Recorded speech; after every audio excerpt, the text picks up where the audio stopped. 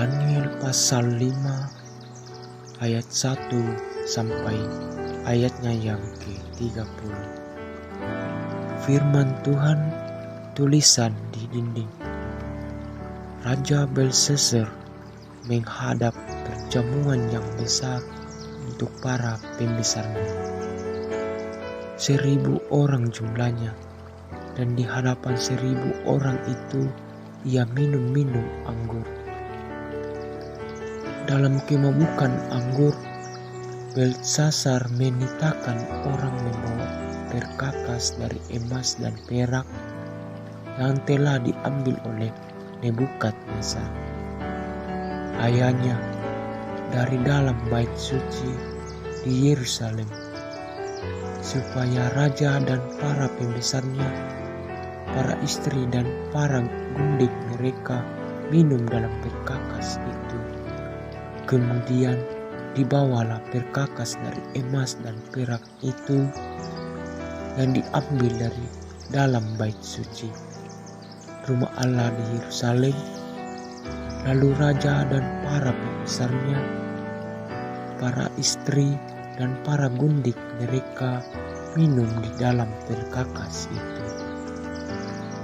Mereka minum anggur dan memuji-muji dewa-dewa dari emas dan perak, tembaga, besi, kayu dan batu.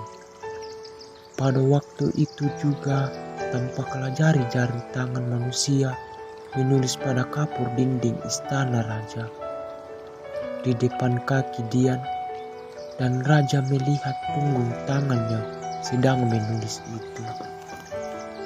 Lalu raja menjadi pucat dan pikiran-pikirannya menggelisahkan dia. Sendi-sendi pangkal pahanya menjadi lemas dan lututnya berantukan. Kemudian berserulah raja dengan keras supaya para ahli jampi, para kasdim, dan para ahli nujum dibawa menghadap. Berkatalah raja kepada para orang bijaksana di Betel itu, setiap orang yang mendapat membaca tulisan ini dan dapat memberitahukan maknanya kepadaku, kepadanya akan dikenakan pakaian dari kain ungu, dan lehernya akan dikalungkan rantai emas, dan di dalam kerjaan ia akan mempunyai kekuasaan sebagai orang ketiga. Tetapi semua orang bijaksana dari raja yang telah datang menghadap tidak sanggup membaca tulisan itu dan tidak sanggup memberitahukan maknanya kepada raja. Sesudah itu sangatlah cemas hati Raja Belshazzar, dan ia menjadi pucat. Juga para pembesarnya terperanjat karena perkataan raja, dan para pembesarnya itu masuklah permaisuri ke dalam ruang perjamuan. Berkatalah ia, "Ya raja, kekalan hidup tuanku, janganlah pikirkan tuanku menggelisahkan tuanku, dan janganlah menjadi pucat, sebab dalam kerajaan tuanku ada seorang yang penuh dengan roh para dewa yang kudus. Dalam zaman ayah tuanku ada terdapat pada orang itu kecerahan, akal budi dan hikmat yang seperti hikmat para dewa.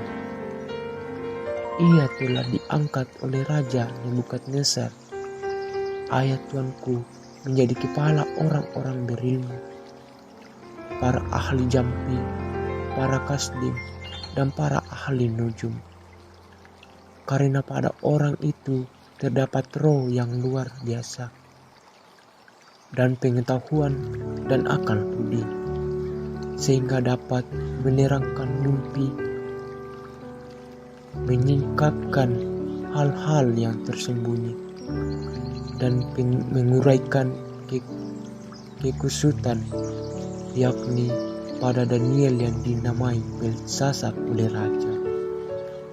Baiklah sekarang Daniel dipanggil dan ia akan memberitahukan maknanya. Lalu dibawalah Daniel menghadap raja, bertanya raja kepada Daniel, "Engkaukah Daniel itu salah seorang ibu bangan yang telah diangkut oleh Raja Ayah dari tanah Yehuda? Telah kudengar tentang engkau bahwa engkau penuh dengan roh para dewa, dan bahwa padamu terdapat kecerahan, akal budi dan hikmat yang luar biasa. Kepadaku telah dibawa orang-orang bijaksana, para ahli jampi, supaya mereka membaca tulisan ini dan memberitahukan maknanya kepadaku. Tetapi mereka tidak sanggup mengatakan makna perkataan itu. Tetapi telah kudengar tentang engkau, bahwa engkau dapat memberitahukan makna dan dapat menguraikan kekusutan. Oleh sebab itu, jika engkau dapat membaca tulisan itu dan dapat memberitahukan maknanya kepadaku, maka kepadamu akan dikenakan pakaian dari kain ungu, dan pada lehermu akan dikalungkan rantai emas. Dan dalam kerajaan ini engkau akan mempunyai kekuasaan sebagai orang ketiga." Kemudian Daniel menjawab raja, "Tahanlah hadiah tuanku. Berikanlah pemberian tuanku kepada orang lain. Namun demikian, aku akan membaca tulisan itu bagi raja dan memberitahukan maknanya kepada tuanku. Ya tuanku raja, Allah yang Maha Tinggi telah memberikan kekuasaan sebagai raja, kebesaran, kemuliaan dan keluhuran kepada Nebukadnezar, ayah tuanku. Dan oleh karena kebesaran yang telah diberikannya kepadanya itu, maka takut dan gentarlah terhadap dia orang-orang dari segala bangsa, suku, bangsa, dan bahasa. Dibunuhnya siapa yang dikehendakinya, dan dibiarkannya hidup siapa yang dikehendakinya. Ditinggikannya siapa yang dikehendakinya, dan direndahkannya siapa yang dikehendakinya. Tetapi ketika ia menjadi tinggi hati dan keras kepala, sehingga berlaku terlalu angkuh, maka ia dijatuhkan dalam tahta kerajaannya, dan memuliakannya diambil daripadanya. Ia dihalau dari antara manusia, dan hatinya menjadi sama seperti hati binatang, dan tempat tinggalnya ada di antara keledai hutan.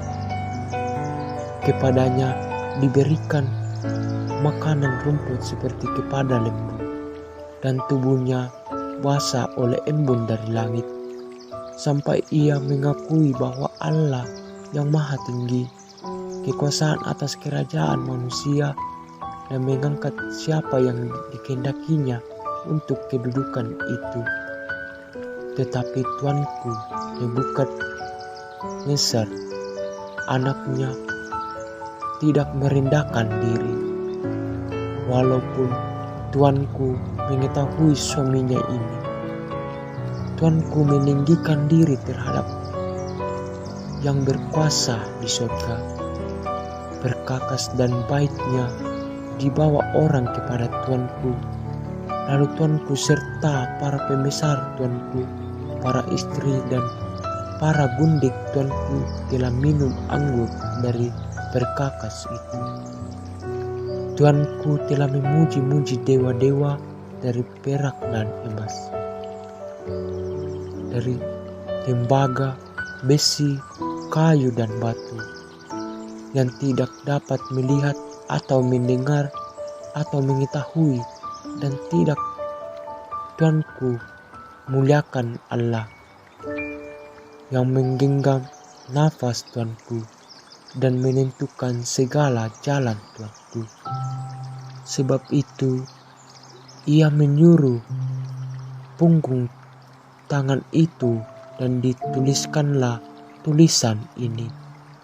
Maka inilah itu tulisan yang tertulis itu. Mene, mene tekel ufarsin. Dan inilah makna perkataan itu. Mene, masa pemerintahan Tuanku dihitung oleh Allah dan telah diakhiri. Tekel, Tuanku ditimbang dengan neraca dan didapati terlalu ringan. Pres kerajaan Tuanku dipecah dan diberikan kepada orang Midian dan Persia. Lalu atas tita Belsasar dikenakanlah kepada Daniel pakaian dari kain ungu, dan pada lehernya dikalungkan rantai emas, dan dimaklumkanlah tentang dia bahwa dia dalam kerajaan ia akan mempunyai kekuasaan sebagai orang ketiga. Pada malam itu juga terbunuhlah Belsasar, raja orang Kasdium itu. Amin. Firman Tuhan.